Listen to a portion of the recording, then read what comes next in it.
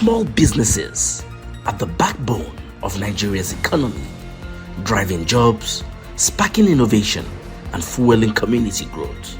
Yet, many of them struggle under the weight of harsh policies, low productivity, and limited support for the people behind the enterprise.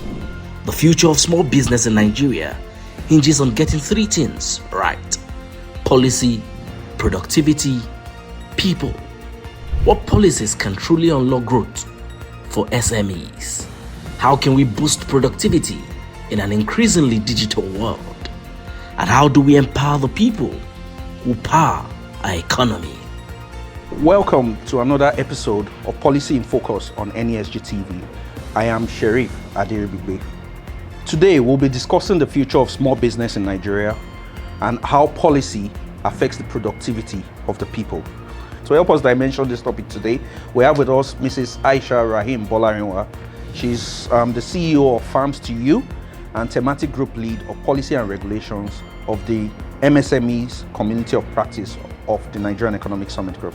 You're welcome. Thank you, Sheriff. Thank you for having me. Okay, so as we know, we have MSMEs basically constitute about 90% of businesses in Nigeria and contribute close to 50% of Nigeria's gross domestic product. What do you think, or how do you think the new tax act, which was recently signed into law by the President, Bola Ahmed Tinubu, how do you think it impacts MSMEs in terms of growth and development and their access to capital?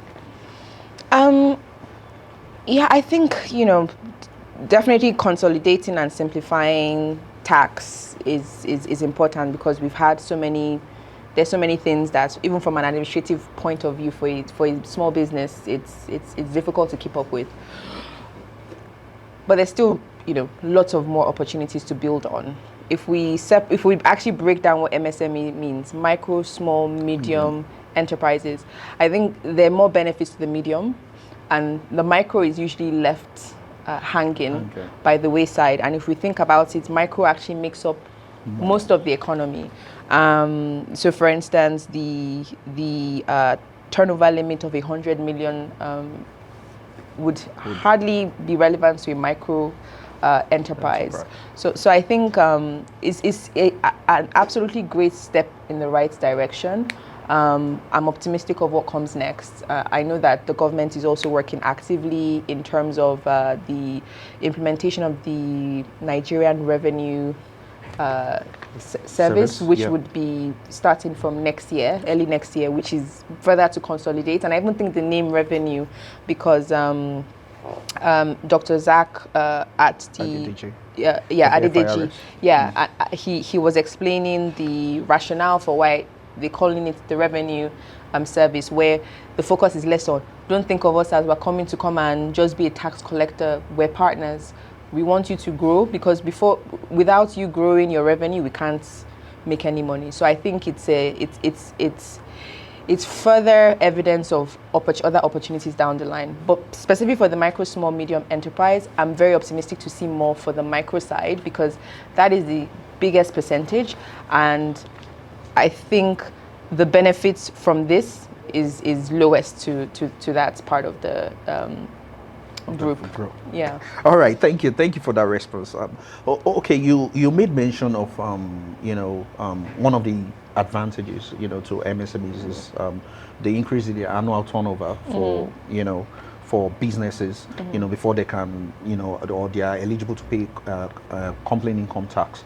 But I'd like to know, do you think most MSMEs are aware of this?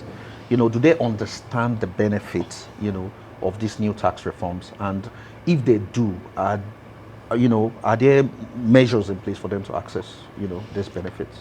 I don't think a lot of people are aware of it, if I'm being honest. Which is why things like this, the radio announcements as well are important, because the market woman in Dawanau market is not opening the internet to see that this is the policy that is in place, and an opportunity to break it down for them to understand the opportunities, I think is one to proceed with. And, you know, in anticipation of these questions, and just my familiarity with other economies similar to us, like India, like Indonesia, I think there's an opportunity to push more comms for people to actually be aware of these opportunities, so that, because, you know, you might hear some jokes when you go to small businesses and they have two accounts, one for them and one for the accountants,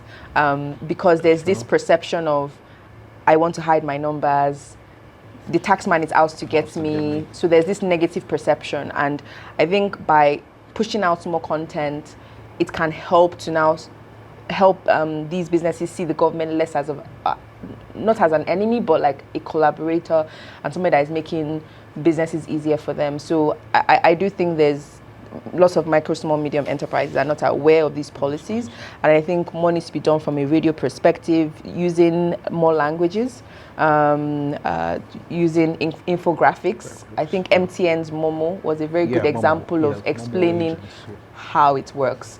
And, you know, just agents, POS, there's a POS person every couple of meters. Away. Is there an opportunity to use those type of people to explain and just break it down in a simple way that people can consume?